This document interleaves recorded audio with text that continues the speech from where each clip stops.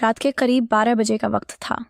गर्मियों की रातें थीं और मैं अपने कमरे में सो रही थी। अचानक मेरे कमरे के दरवाजे पर दस्तक हुई।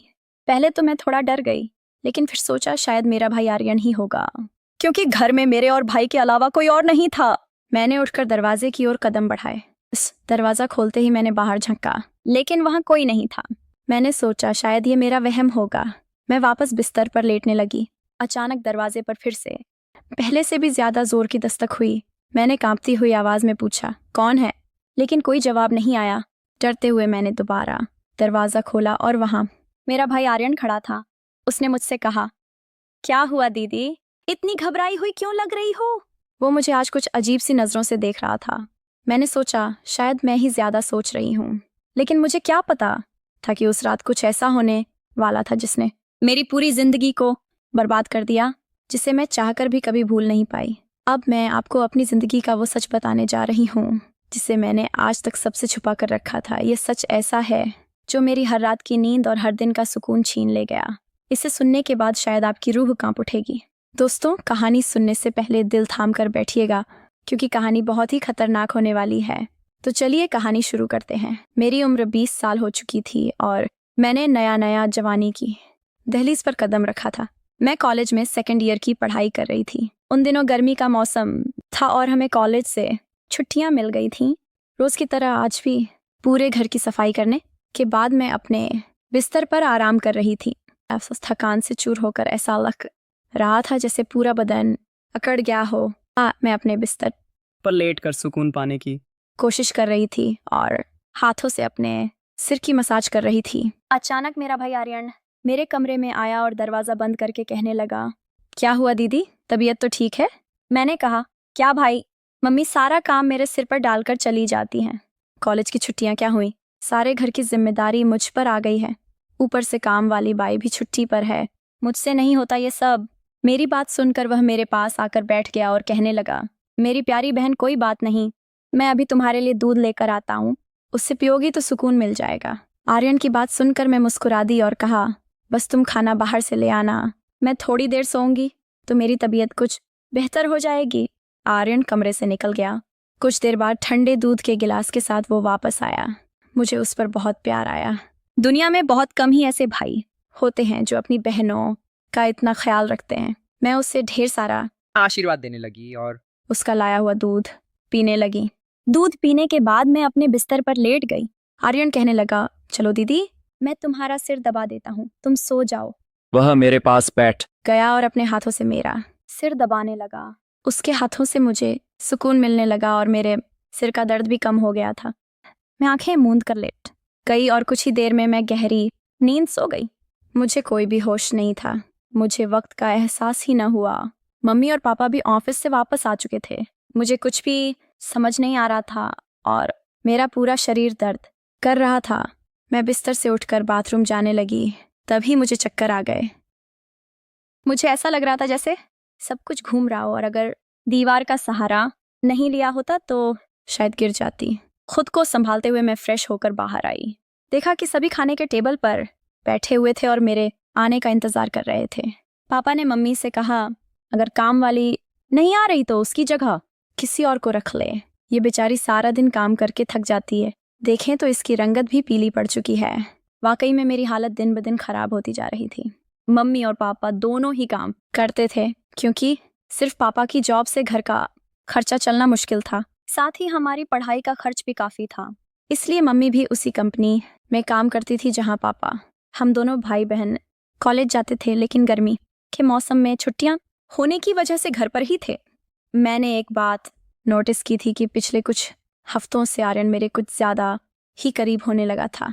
जब से मुझे कॉलेज से छुट्टियां मिली थीं, तब से वह मेरा कुछ ज्यादा ही ख्याल रखने लगा था। अगर मैं घर का कोई काम करती तो वह आकर मेरी मदद करता। कभी कभी काम करते वक्त मुझे थकावट महसूस होती तो वह मुझे आराम से बिठाकर मेरा सिर दबा देता। जब मैं उसे मना करती तो वह हंसते हुए कहता, नहीं दीदी, तुम बहुत काम करती हो, अब मेरा हक बनता है कि तुम्हें सुकून दूं। मैं उसे रोक नहीं पाती और चुपचाप लेटी रहती। लेकिन एक रात जो हुआ उससे मेरे होश उड़ गए थे। क्या आर्यन कभी ऐसा कर सकता था? मैं अपने कमरे में सो रही थी। आधी रात के करीब मुझे महसूस हुआ कि जैसे कोई मेरे कमरे मैं आकर खड़ा हो गया हो। धीरे धीरे वो बिस्तर के पास आ रहा हो और मैं सोते हुए भी महसूस कर सकती थी कि कुछ अजीब हो रहा है। मुझे तुरंत झटका सा लगा और मैंने आंखें खोल दी। कमरा पूरी तरह से अंधेरे में डूबा हुआ था और जब मैंने उठकर देखा तो अंदर कोई नहीं था, बस कमरे का दरवाज़ा थोड़ा सा खुला हुआ था और मुझे याद था कि मैं हमेशा सोने से पहले दरवाज़ा बंद करके सोती थी, तो फिर वह कैसे खुला था। मैं चुपचाप उठकर दरवाजे को लॉक करने लगी और फिर से बिस्तर पर जाकर सोने की कोशिश की, लेकिन जैसे ही मेरी आंखें बंद हुईं मुझे फिर से कुछ कदमों की आहट सुनाई दी, जैसे कोई बिस्तर के पास आकर बैठा हो, और फिर मुझे लगा जैसे कोई मेरे पास आकर अपना हाथ बढ़ा रहा हो। मैंने पलट कर देखा लेकिन कोई नहीं था। मेरी धड़कन तेज हो गई थी और मुझे घबराहट होने लगी थी। मैंने घबराते हुए कमरे की लाइट ऑन की और दरवाज़ा खोलकर बाहर झांका, लेकिन वहाँ कोई नहीं था। आज से पहले ऐसा कभी नहीं हुआ था। मुझे प्यास लगी तो मैं कमरे का दरवाज़ा खोलकर बाहर निकली। उसी वक्त आर्यन भी अपने कमरे से बाहर निकला। मुझे देखकर उसने पूछा, क्या बात है, आप अभी तक जाग रही हैं? मैंने जवाब दिया, कुछ नहीं, बस ऐसा महसूस हुआ जैसे कमरे में कोई है। पानी पीकर मैं दोबारा कमरे में आई और पीछे पीछे वह भी आ गया। उसने कहा, आपको डरने की ज़रूरत नहीं है। अगर आपको डर लग रहा है तो मैं आपके पास सो जाता हूँ। मैंने उसे मना किया, नहीं, तुम्हें परेशान होने की ज़रूरत नहीं है, जाओ और आराम करो। लेकिन वह जिद करने लगा कि मैं आपको अकेला किसी भी हाल में नहीं छोड़ सकता। आपकी तबीयत खराब हो सकती है, मैं आपको तकलीफ में नहीं देख सकता। आप सो जाएं, मैं यहीं सो जाता हूँ। आखिरकार उसकी जिद के आगे मुझे झुकना पड़ा। मैं बिस्तर पलट गई और उसने भी सोफे पर तकिया रखा और मेरे पास में ही सो गया। लेकिन उस रात मुझे ऐसा महसूस हुआ जैसे कोई मेरी ओर काफी देर तक ध्यान से देखता रहा हो। उसने मेरे बालों को सहलाया, मेरे चेहरे पर उंगलियां फेरी और मैं सो रही थी। अगली सुबह जब मैं उठी तो मेरा मूड बड़ा अजीब था, लेकिन जब मैंने अपने आप पर गौर किया तो मैं हैरान रह गई। शुक्र था कि मैंने अपने आप को दुपट्टे से ढक रखा था। मेरी कमीज बेतरतीब हो चुकी थी। मुझे हैरत हुई क्योंकि आज से पहले मैं कभी इस तरह आराम से नहीं सोई थी।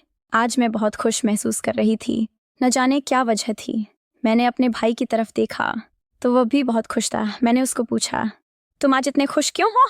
तो कहने लगा, जिसको आप जैसी बहन मिल जाए वो क्यों ना खुश हो। घर के सारे काम निपटाकर जब मैं बैठी तो आर्यन तेल लेकर मेरे पास आ गया। कहने लगा, अंजलि दीदी, आप अपने बाल खोल दें, मैं आपके सिर में मालिश कर देता हूँ। मुझे उसकी हरकतें कुछ अजीब लग रही थीं। मैंने कहा, ये तुम्हारा काम नहीं है, जाओ अपनी पढ़ाई करो, मुझे मालिश की ज़रूरत नहीं है। मगर उसने मेरी बात नहीं मानी और खुद ही मेरे बालों से क्लचर उतार कर कहने लगा, आप नखरे मत किया करो, किस्मत वालों को ही ऐसे भाई मिलते हैं। जब आपका भाई आपके खूबसूरत रेशमी बालों में मसाज करना चाहता है तो आपको क्या समस्या हो सकती है? आ जाइए, मैं आपके सिर की मसाज कर देता हूँ, आपको बहुत सुकून मिलेगा। वह मुझे उठाकर कमरे में ले गया। मैं बेड पर तकिया रखकर लेट गई। मेरे बाल बेड से नीचे लटक रहे थे। वह मेरे सिरहाने बैठकर मेरे बालों की मसाज करने लगा। आर्यन मुझसे 3 साल छोटा था, मगर मुझे नाम से बुलाता था। कहता, आप इतनी प्यारी हैं कि आपको देखकर दिल करता है कि आप हमेशा इसी तरह मुस्कुराती रहें और मैं आपका लाभ उठाता रहूं। वह मेरे सिर की मालिश कर रहा था और उसके हाथों में जैसे जादू था। मुझे इतना मजा आया कि मैं नींद की वादियों में खोने लगी। तेल की खुशबू भी बहुत जबरदस्त थी। तेल की हल्की हल्की महक कमरे में फैल चुकी थी। मैंने उत्सुकतावश उससे पूछा, ये तेल कौन सा है? उसने मुस्कुराते हुए जवाब दिया, ये एक खास तेल है जो आपकी सुंदर जुल्फों को और भी चमकदार बनाएगा। आपके बालों की खास देखभाल के लिए ही लाया हूँ। उसकी बातें मुझे बहुत अजीब सी लग रही थीं।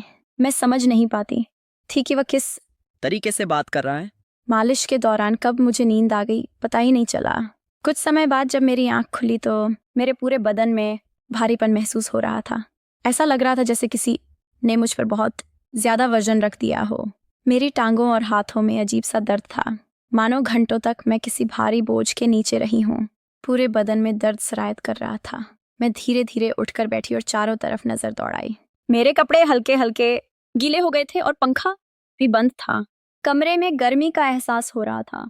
मैंने चक्कर खाती हालत में बेड से नीचे कदम रखा, मगर पैरों में जैसे जान नहीं थी। मैंने अपने भाई को देखा जो शांत और सामान्य नजर आ रहा था, लेकिन ये सब क्या हो रहा था? मुझे समझ नहीं आ रहा था कि आखिरकार ऐसा क्यों हो रहा है।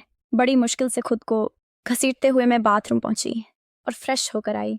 आईने में अपनी हालत देखी तो ऐसा लगा जैसे मैं पूरी रात सोने की बजाय किसी मेहनत वाले काम में जुटी रही हूँ। जब मैं कमरे से बाहर निकली तो मुझे हल्की हल्की फुसफुसाने की आवाज़ें सुनाई दी। ऐसा लगा जैसे कोई किसी से बातचीत कर रहा हो। घर में मेरे और आर्यन के अलावा कोई नहीं था। फिर वह किससे बात कर रहा था?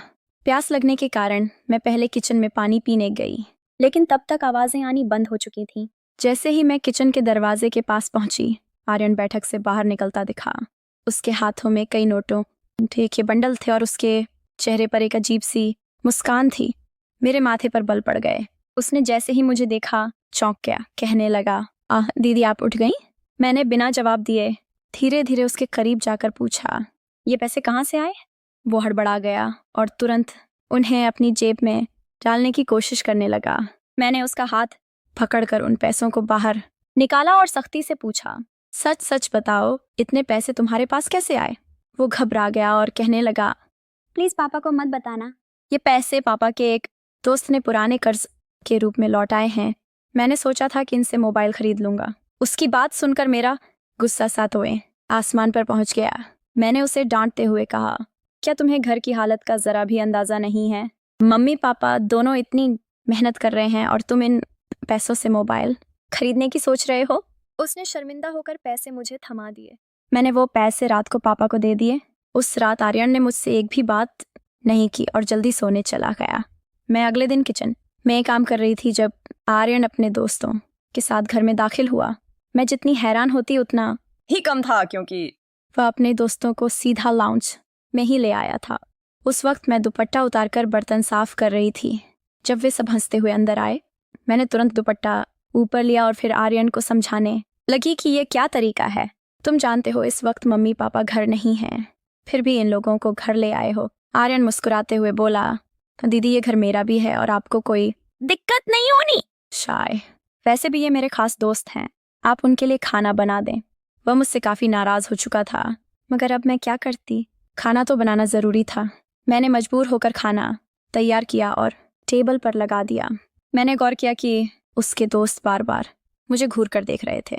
वे सभी आर्यन की उम्र से बड़े थे और अजीब तरीके से घूर रहे थे, जैसे कच्चा ही खा जाएंगे। मैं तुरंत अपने कमरे में चली गई और दरवाज़ा बंद कर लिया। उनके जाने के बाद मैंने आर्यन से खड़े शब्दों में कहा, दोबारा तुम्हारे दोस्त इस घर में नजर न आए, नहीं तो मैं मम्मी पापा को सब बता दूंगी। आर्यन ने कुछ पल मेरी और देखा और फिर मुस्कुराते हुए बोला, ठीक है, तो वो नहीं आएंगे, लेकिन आप मम्मी पापा को कुछ मत बताइएगा। मुझे आर्यन की हरकतें कुछ मुश्किल सी लगने लगी थी, क्योंकि वह मुझे अजीब तरह से देखने लगा था। उस रात मैं बिस्तर पर लेटी थी और आराम करने की कोशिश कर रही थी।